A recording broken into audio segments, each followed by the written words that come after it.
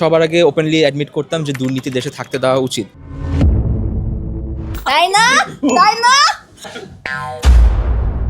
কাপড় চোপড় খুলে ফেলতে পারবে কিন্তু আমার মোবাইলে পাসওয়ার্ড দিয়ে রাখবে।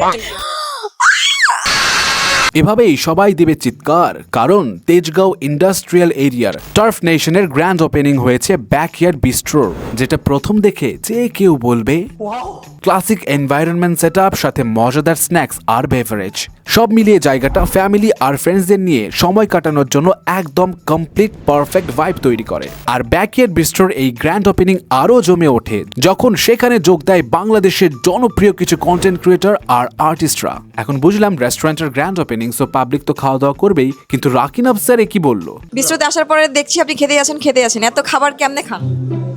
আল্লাহ মুখ দিয়ে খাবো না। আমি যখন না খাই তখন আমি বিচিং করি about other people. The moment I stop bitching I ইট।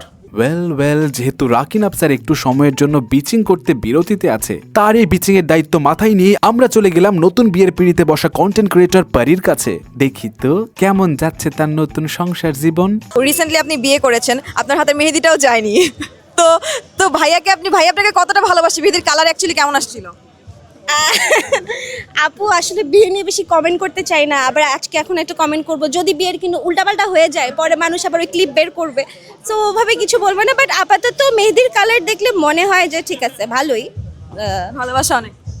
এখন পর্যন্ত ঠিক আছে, পরে যদি উল্টাপাল্টা হয় লাইভে এসে বলবো।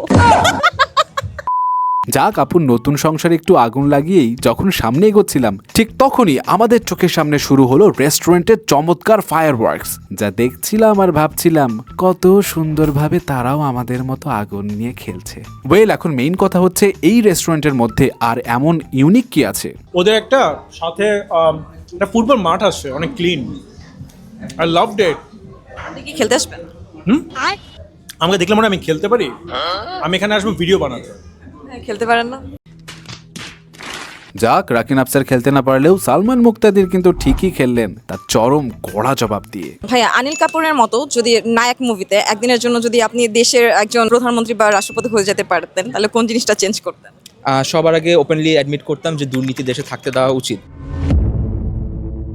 বাট দুর্নীতিটা শুধু তাদের, আমি জানি অনেক মাইর খাবো আমি, বাট দুর্নীতি শুধু তাদেরকে করতে দেওয়া উচিত যে দুর্নীতির এগেনস্টে এই যে ওকে একটা অ্যাডভান্টেজ দেওয়া হচ্ছে, সে দুর্নীতি করুক, বাট তাহলে আমার কাজের পরিমাণ ফাস্টার হতে পারবে, আর যেই কাজের জন্য সেই দুর্নীতিটা করতেছে সেই কাজটাকে ফুল এক্সপার্টিসের সাথে, প্রপার ফিনিশিংয়ের সাথে, ফাইন টিউনিংয়ের সাথে ওটাকে এন্ড করে দেওয়া উচিত। পৃথিবীর কোনো দেশে দুর্নীতি আসলে নাই, এরকম হয় নাই, বাট ওই দুর্নীতির এগেনস্টে তুমি ওই দেশের কতটুকু পরিমাণে অ্যাডভান্টেজ অ্যান্ড প্রিভিলেজেস পাচ্ছ, ট্যাক্সের এগেনস্টে কতটুকু তুমি বেনিফিটস পাচ্ছ, এটাও ম্যাটার করতেছে। বাট ওগুলো কিন্তু দুর্নীতি ছাড়া কোনো দেশ না, ওদের ওখানে দুর্নীতি আছে।